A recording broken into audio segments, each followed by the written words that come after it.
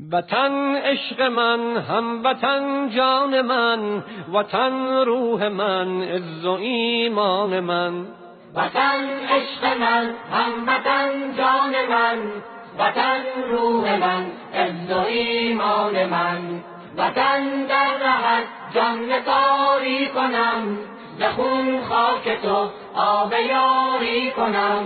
که ارزش بود در رهت جان دهم، به خاکت ز خون لاله کاری کنم، به خاکت ز خون لاله کاری کنم. زنم بوسه بر بیرق و خاک تو، بنازم به شیران بی باک تو.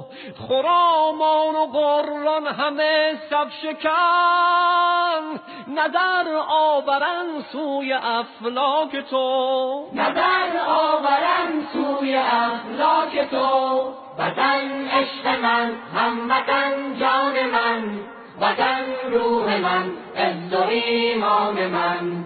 وطن در رهت جان نثاری کنم، ز خون خاک تو آب یاری کنم. که ارزش بود در رهت جان دهم، به خاکت ز خون لاله کاری کنم، به خاکت ز خون لاله کاری کنم. سپهدار من چون خدا یار تو، دعای شهیدان مددکار تو.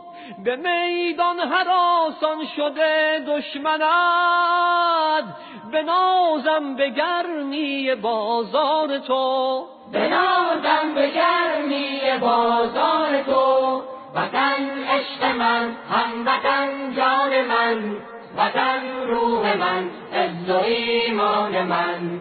وطن در رهت جان نثاری کنم، ز خون خاک تو آب یاری کنم.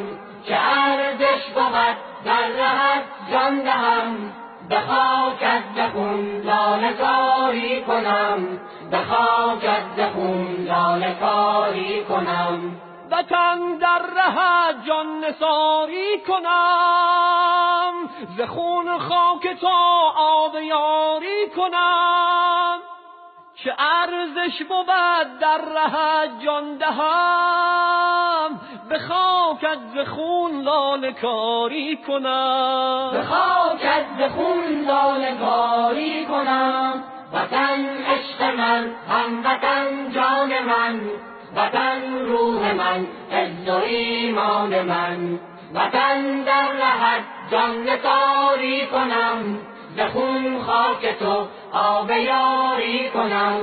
که ارزش بود در رهت جان دهم، به خاکت ز خون لاله کاری کنم، به خاکت ز خون لاله کاری کنم. درود خدا و ملائکت به روان پاک و مطهر شهدای گلگون کفن که در راه میهن از جان شیرین خود گذشتند و ندای آزادگی را لبیک گفتند. زنده باد وطن، زنده باد افغانستان.